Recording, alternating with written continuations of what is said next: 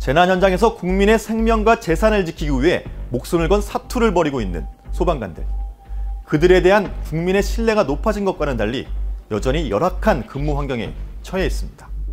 그중에서도 특히 소방관들의 안전 문제가 여전히 해결되지 않고 있는데요. 저희 뉴스 리포트 팀은 안전 사각지대에 놓여 있는 소방관들의 실태를 점검해봤습니다.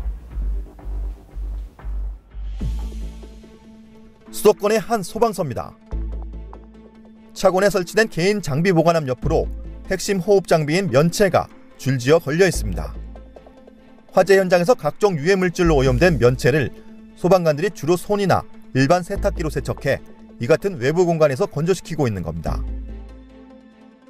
하지만 일선 소방관들은 이러한 관리 방식이 비위생적이라고 토로합니다.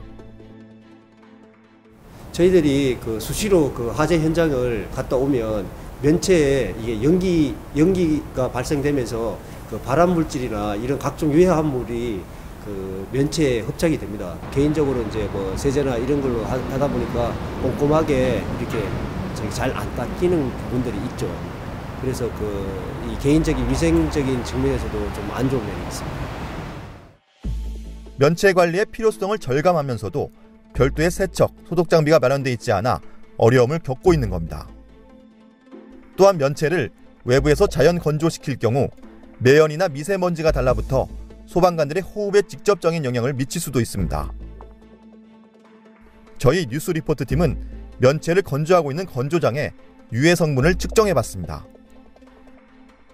측정 결과 포름알데히드와 휘발성 유기물 등 1급 유해 물질의 수치가 기준치를 초과했습니다. 이게 이제 소방기구에서 어떤 유기물질이 있는 거죠. 산화될 수 있는 그런 물질들이 있는 건데, 소방청에 따르면 화재 현장과 같은 오염된 환경에서 면체를 사용할 시에는 그때마다 위생검사를 실시하고 위생 세척을 해야 합니다. 또한 현장 소방활동 과정에서 유해물질과 감염균에 노출된 보호장비에 대한 세척과 소독 장비를 안전센터별로 1개소 이상 설치하고 운영하도록 하고 있지만 지켜지지 않고 있는 실정입니다. 솔직히 아직까지 그 정도로 좀 그런 것들을 수요를 저희가 받아들이기는 조금 어려운 상황이기도 하고요. 나름대로 좀 준비를 하고 있는데 이게 생각보다 쉽지는 않더라고요. 지난해 실시한 행정사무감사에서 이 같은 문제점을 접한 경기도의회는 올해 14억 원의 예산을 투입해 경기 소방재난본부 등 총 37곳에 면체 소독기를 설치하고 있습니다.